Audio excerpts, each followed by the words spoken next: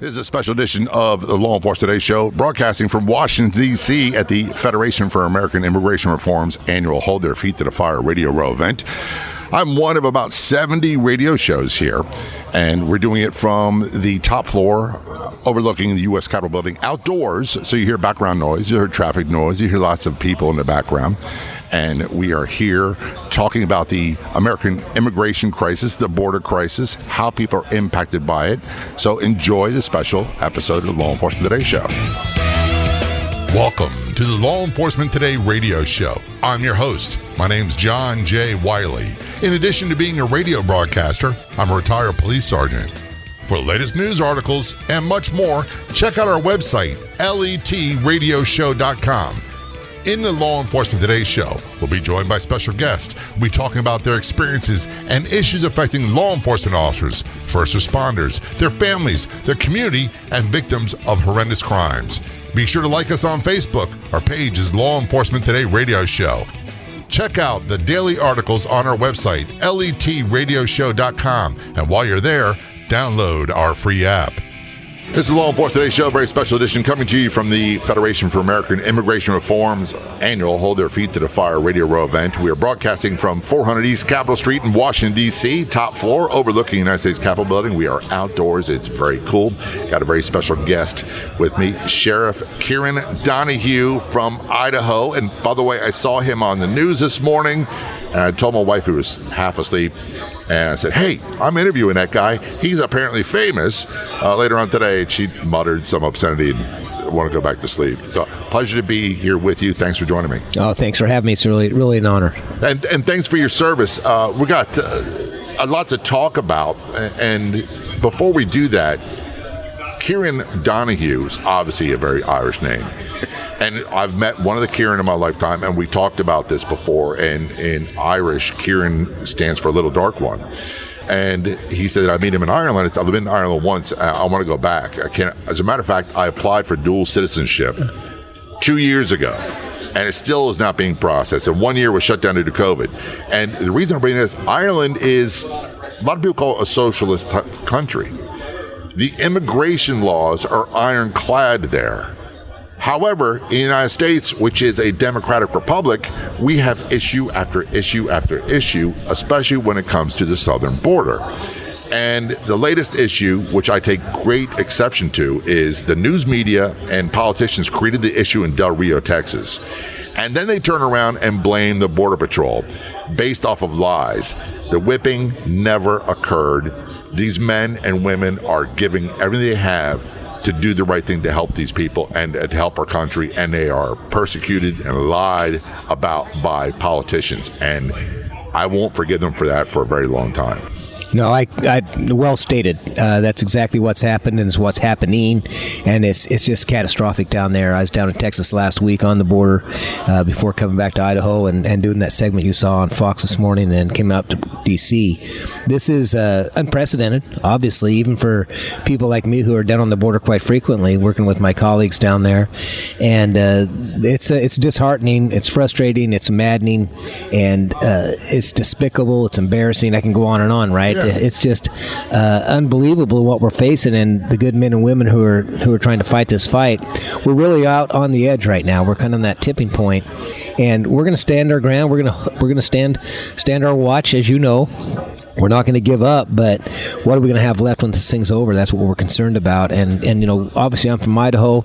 We're sitting in D.C. today, but the problems at that border affects every single state, rather, and every state is a border state at this point in time, and all the things that come through that border land in this jurisdiction, land in my jurisdiction, and throughout every state in the United States. I'm glad you brought that up, because being in Idaho, you don't think of the southern border, Texas, New Mexico, Arizona, California. That's what you think of. And you think, it's a long ways away, not my backyard. From what the news reports, and from what everybody I talk to, this is an issue that has a direct impact on your local community, even as far away as that is from the southern border. And I imagine it's thousands of miles. Oh, it absolutely, yeah. It's nearly 2,000 miles up. But quite frankly, everything that comes out of that border lands in my jurisdiction, like many other jurisdictions. We are considered a corridor to the valley that I live in, the Treasure Valley, which is right next door to Boise, which is part of Boise, actually Boise, Idaho. I'm the neighboring county. We've been a depository for years by the cartels and the cartel dope, and methamphetamine's been king forever in our area. But now with the introduction of fentanyl, it's become so much more widespread, and the oversupply is amazing. They're pushing dope out on the streets right now in Idaho, not even charging on some of that dope just to build a consumer base, and they're getting their consumer base built. But there's so many inroads into that area, into Idaho. We're not just a depository; we're now a distributorship as well. So the dope that comes from the southern border, we've tracked it. I've actually taken film crews down there. We've seen how that moves into our area, and then how it's dispersed out of our area, and that's tracked through HIDA, high intensity drug trafficking area, which we're a part of with Oregon, the Oregon Idaho HIDA. It's every state is like this. People don't understand that every community in the United States has a cartel presence, has a cartel network in that community. Every county, no one's untouched. The money is too great. This is over a $50 billion industry a year annually to the cartels. They're not going to give up that money, and so people have to understand that the human smuggling, the sex trafficking, the drug trafficking, they're all intertwined with the cartels, and nothing comes across that border without the permission of the cartels or a fee associated with it. And you being an elected sheriff, the big difference is, and I'm not saying it's a negative, I come from a police department, and the police commissioner was chosen at the discretion of the mayor, and they give their marching orders by the mayor, and part of the executive branch of government. The same holds true for most state police and counties and everything else, and federal government.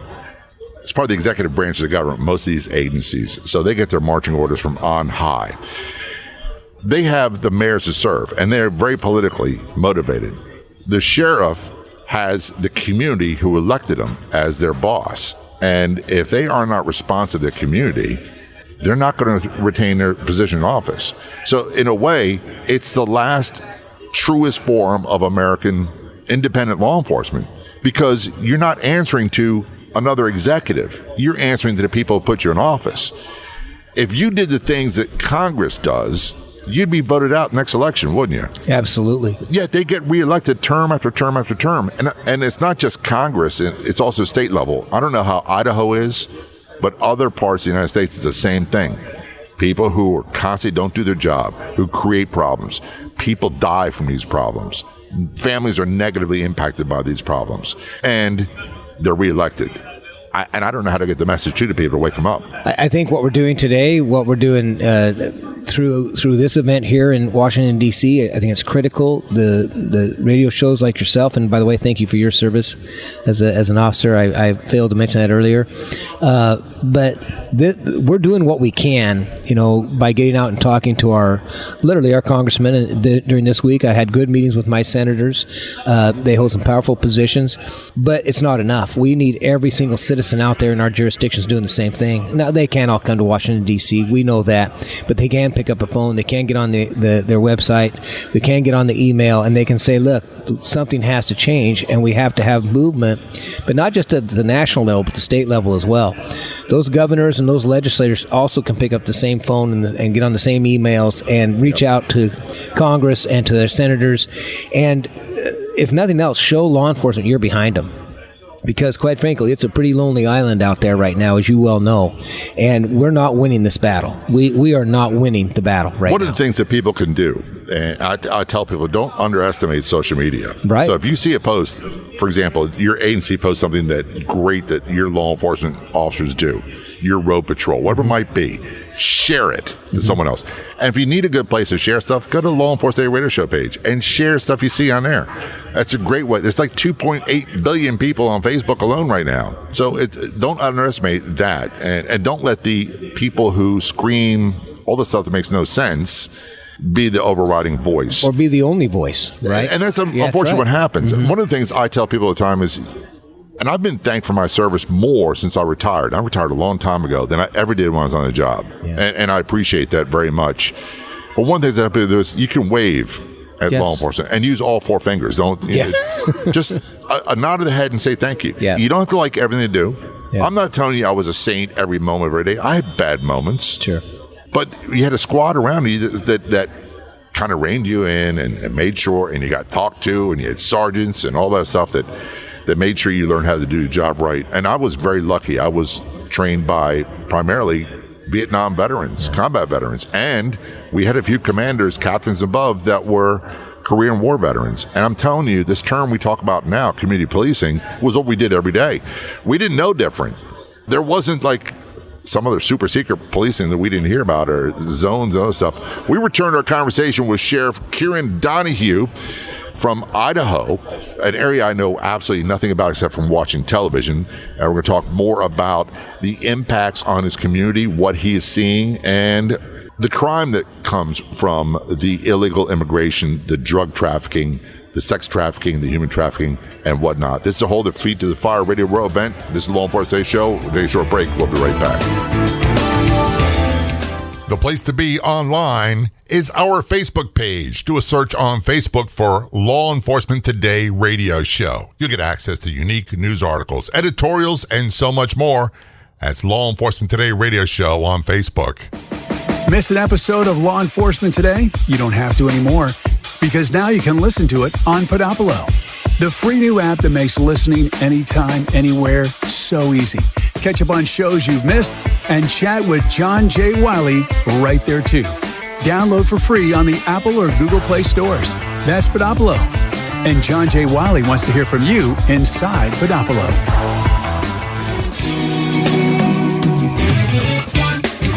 Return our conversation with Sheriff Kieran Donahue, coming to you from Washington, D.C., overlooking the United States Capitol building, the 8th floor outdoors of 400 East Capitol Street. This is the Federation of American Immigration Forum's annual Hold Their Feet to the Fire Radio Row event. You traveled a long way to get here. Idaho. The only thing I know about Idaho is watching television, like Netflix. And I know Yellowstone's not in Idaho, but it's close. Yeah. I'm like, oh my God, I got to go there someday. But then I think, the wintertime, it's too cold. It's a beautiful state. I mean, it's so many different aspects of Idaho. It's got a lot of geographical differences from top to bottom, and from high mountain desert to subalpine forest, lakes, streams, rivers. There's literally nothing you can't do in that state recreational wise. It's beautiful. It's high country though. I mean, where I'm from, our ranch house sat at 6,000 feet, so that's just every day in the beautiful mountains. And as far away as it is, and as idyllic a setting as it sounds like, and I'm sure the vast majority of people are phenomenal people, you are being impacted by what's happening at the southern border. Absolutely, and we have been for years, and we've talked about this for years, how that the criminality that comes across that border, and we've mentioned all those types of things, human trafficking, drug smuggling, etc., happens in my jurisdiction and beyond my jurisdiction.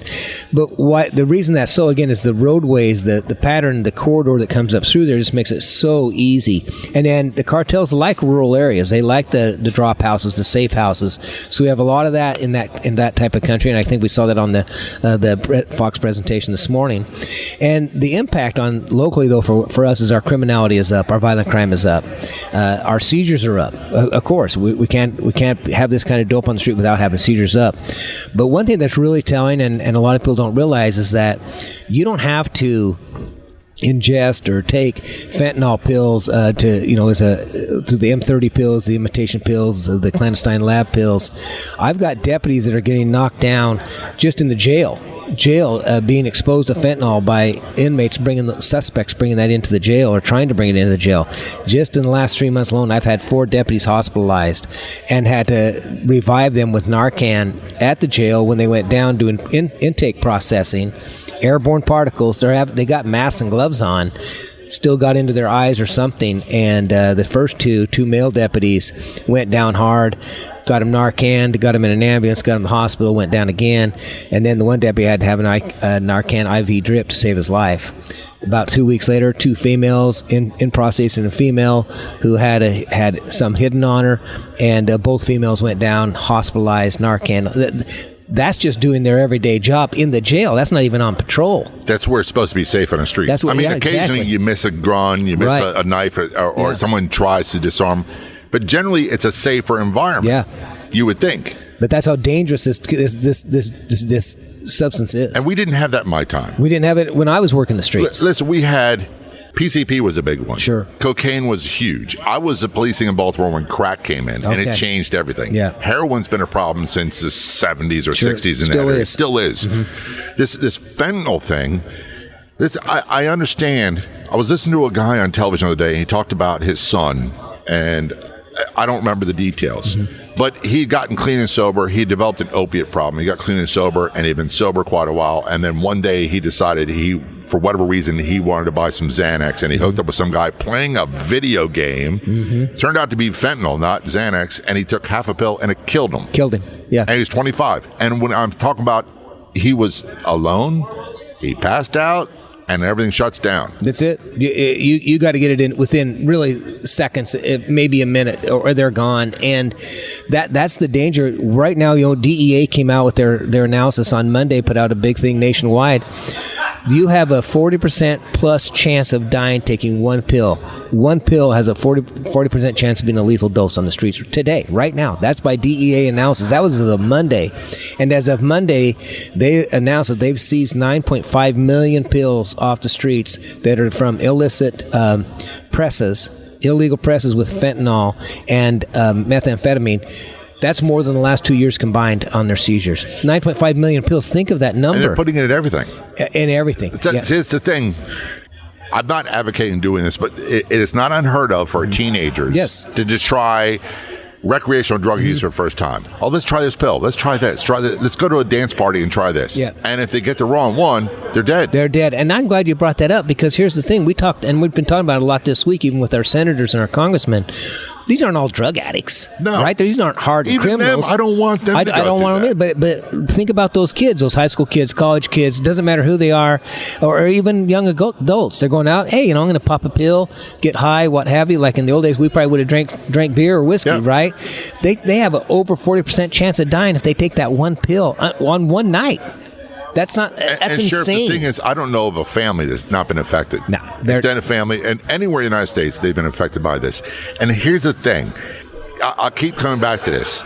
And it's not political. It's coming from Mexico. That's right. And it's coming through the southern border where we have lax problems. And my fear is a lot of the immigration, the caravans, and the big disruptions we see that tie up resources are distractions. They are. So the cartels can get more product across. No question about it. And it doesn't take a rocket science to figure this stuff out. And unfortunately, like I say, not getting too political, but we have an administration that's allowing that to happen. Well, they're tone deaf to it. And that we can't be any longer, because there's so much of this coming across. We've been fighting this war for some time, and I'm telling you, we're gonna man our post, but we are not winning the battle down there. Everything comes through. China provides, and Asia, Southeast Asia, provides the precursors for the meth, and they provide the fentanyl. Those clandestine labs are done in South America and in Mexico, but everything has to come through the smuggling routes of Mexico. That's how it's designed. So it comes through the inland, all these established routes, all the established ports of entry, all the established clandestine smuggling routes. Nothing comes really overseas in terms of into our country. It's coming through the southern border. That's by design, because they've got it so figured out. And these people that are paying to get across, part of their payment is to carry some of that stuff across. That's part of their payment. We've been at this for years. We know a little bit about it, right? And this is a very complex, highly structured syndicate, criminal organization that the world's never seen what they're pulling off. And we can't be tone deaf, and we can't be blind to it, because it's killing your families. And unfortunately, you talk about killing families. You have the very undesirable term of angel family, right? Meaning you lost a loved one, a relative, to either criminal act or something of that nature from an illegal immigrant. I know that's part of your mission. In addition to doing what you do, law enforcement for your community, and not just your community, but across the state and across the United States as well, and I thank you for that. You also are on a mission to try to wake people up about that. Can you tell us about that? Yeah, it was just this summer. My nephew was killed by a drunk driver, which it seems like kind of almost routine in this world today, but it wasn't routine. The driver was driving a semi-tractor trailer, 8:30 at night, had a blood alcohol over 0.2, illegal alien driving a semi-tractor trailer, ran through him. He had a F-350 pickup truck, which was huge, and he drove right over the top of him. Never stopped at the stoplight. It was a T intersection, never even been slowed down. That man was driving a truck out of Laredo, Texas. That man should not be in the United States, has no driver's license. He's here illegally. He's been deported in the past, and he took our family member, 22-year-old young man. And there's really not a whole lot I can say about that because there's no response that's adequate. And I'm always afraid of saying the wrong thing. So quite often, here's where the coward me comes out. I don't say anything at all. And the term I'm sorry is kind of shallow. It doesn't really fix it. It doesn't change anything. But it's appreciated, and the fact is that you acknowledge it. People acknowledge it, and this family, my family, will never be the same because of it. And for me, at law enforcement, you're law enforcement prior, you go and talk to a lot of families, but it's kind of different for me to have to go talk to my own family about it, to be the first guy there to say, I got to claim the body, I got to do all these things, so you don't have to. And those questions, and you remember getting these questions. Why? I don't have an answer for that. Even with my own family, I don't have an answer for that, and that's haunting. And it shouldn't be happening, but it's happening every day in the United States. When I was a rookie cop, I remember an old timer talking to me, saying, and I was distraught about something. I don't remember what it was. He said, don't try to make sense out of things that don't make sense. You'll drive yourself crazy. So you have a website where you do some activist work in regards to that. What is the website address? Well, there's the Angel Families, if that's what you're talking about, but you might be talking about the other program that we spoke of off air. Yeah, so my wife and I have a foundation called the Man Up Crusade, and that's the website, manupcrusade.com, and it's a public awareness campaign on the issue of domestic violence that's also an epidemic in our country. We started 10 years ago. We partnered with professional rodeo. We partnered with professional bull riders.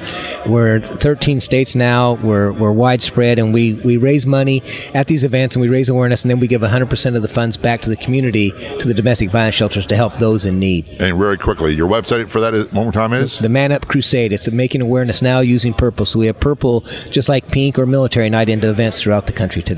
And your agency website? Oh, that is Canyon County Sheriff's Office. Just look up Canyon County Sheriff's Office in Idaho, and you're gonna get to me. Sheriff Donahue, thanks so much for being a guest on the show. Thanks for your service. All very much appreciated. Thank you so much. I'd like to thank our guests so much for coming on the Law Enforcement Today radio show. The Law Enforcement Today radio show is a nationally syndicated radio show broadcast on numerous stations once a week and growing. If you enjoyed the podcast version of the show, please do me a big favor. Tell a friend. I'll be back in just a couple days with a brand new episode of the Law Enforcement Today radio show and podcast. Until then, this is John J. Wiley. See ya.